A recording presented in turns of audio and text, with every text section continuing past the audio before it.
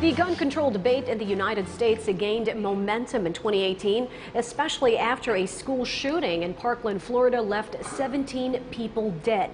Now that the U.S. House of Representatives is controlled by Democrats who generally favor stricter gun laws, gun safety activists are hopeful their concerns will be addressed politically. VOA's Esha Sarai reports.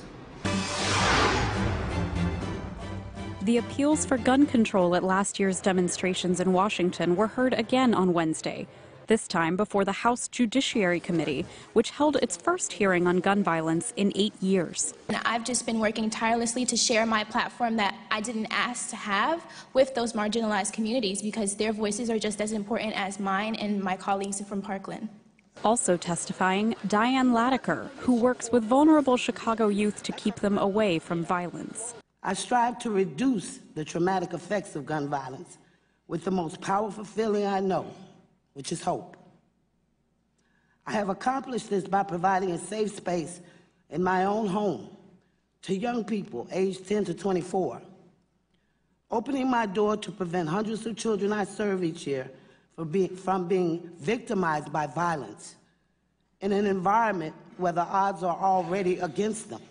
But many gun safety activists are cautiously optimistic that things may change since the Democrats took control of the House. Democrats fight. They're fighting for gun control.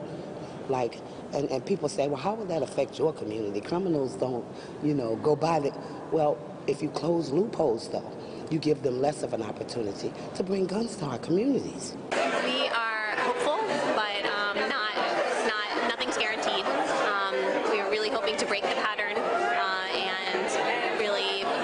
Change. Things are promising in the House, but the Senate, of course, is another story. I mean, that's why we all voted in November to get a gun sense majority into Congress. The majority of Americans favor these common sense gun violence prevention measures, and we're hopeful that will happen this session. If a new bill calling for universal background checks for those seeking to buy guns passes the House, it would still need to be approved by the Republican majority Senate.